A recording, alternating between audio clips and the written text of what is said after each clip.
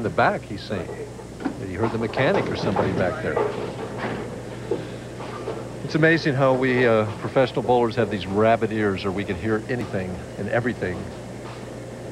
Maybe we need to wear cotton in our ears or something. Did you ever try that? No, I never did.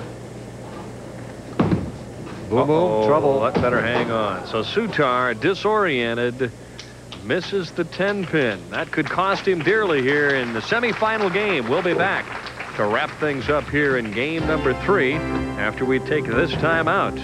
Darrel Curtis leads, and he's looking to win. Here you see the remnants of a split in the 7th frame for Darrel Curtis. Curtis struck the frame before this to take a commanding lead, and he's given Soutar a life here, and he got 8 out on this spare, throwing away 2 pins.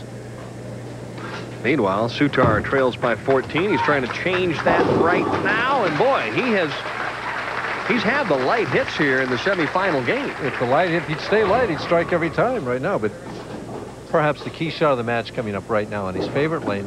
He's got to strike here to cut this lead to 4 pins. All right, I'm going to bring up a point after this, and I want you to talk about it concerning how you're supposed to actually line up to throw strikes. All right, I'll get back to that.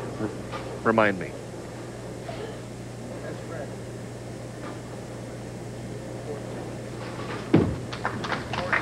Ooh, he tripped the 4. He says, if I stay out of the pocket solid, I'm all right.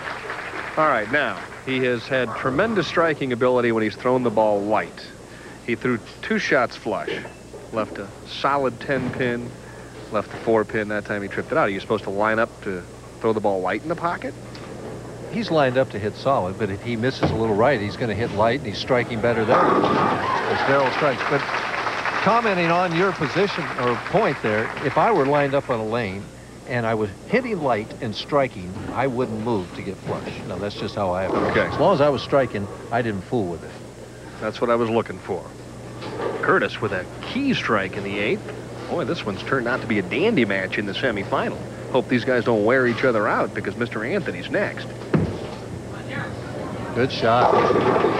Wall shot for Curtis, who comes sweeping back with a double of his own.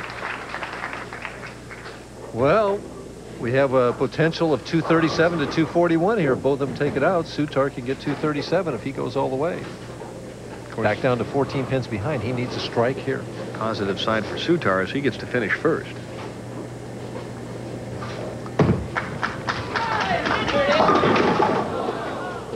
The light hit works better. See, that puts him down 15. It means if he strikes out in the 10th, he's still going to be behind by 5. Right about over his target. Just broke, about 6 inches too soon right there in the middle of the lane. And it was 4 pin high all the way.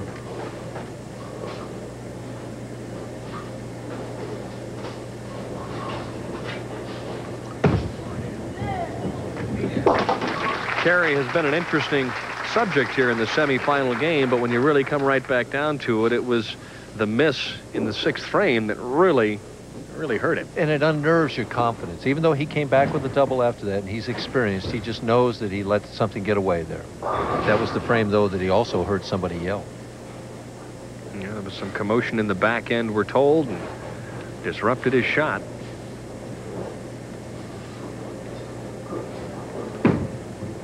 Trying to get something done here in the 10th. Went light with it and didn't carry. And for Dave-Soutar right now, he's thinking about 3rd place. Yeah.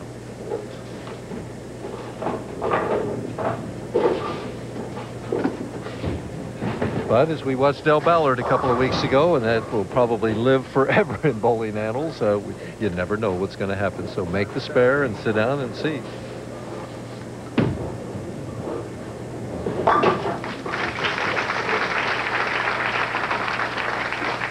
This is one that Dave will probably think to himself as he travels to San Francisco next week that may just have gotten away from him. Right.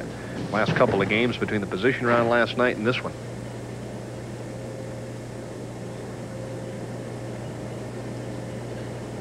But he's been through the wars, this gentleman. He's seen the good and the bad of the professional ranks.